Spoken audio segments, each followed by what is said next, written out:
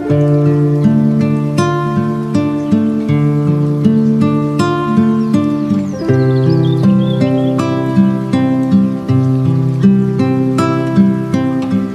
យល់ត្រជាក់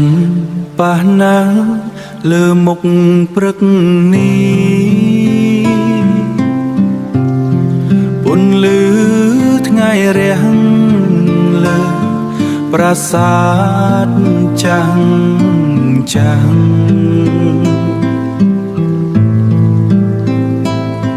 ជុំហ៊ានដើរយឺតក្នុងអតីតអិតកា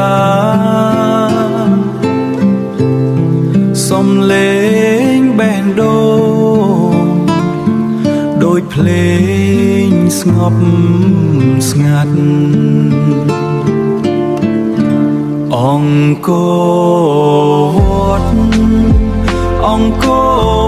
តនៅក្នុងចិត្តខ្ញុំពន្លឺព្រឹកបំភ្លឺក្តីសូបិនអារម្មណ៍ស្ងប់ដូចភ្លេងលួងលោនៅទីនេះខ្ញុំរកឃើញខ្លួនឯង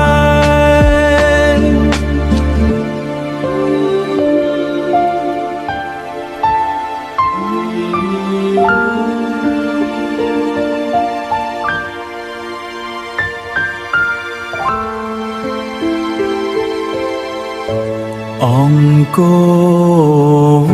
ត្ត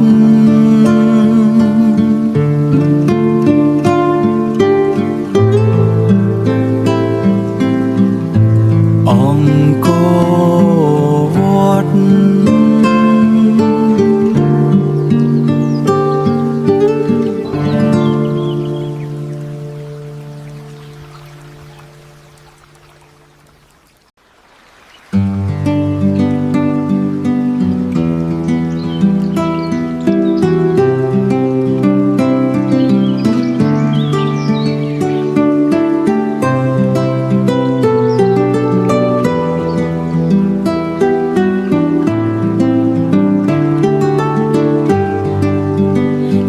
ត្រ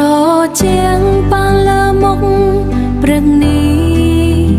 ពន្លឺថ្ងៃរៀងលើប្រាសាទចាំងជុំហ៊ានដើរ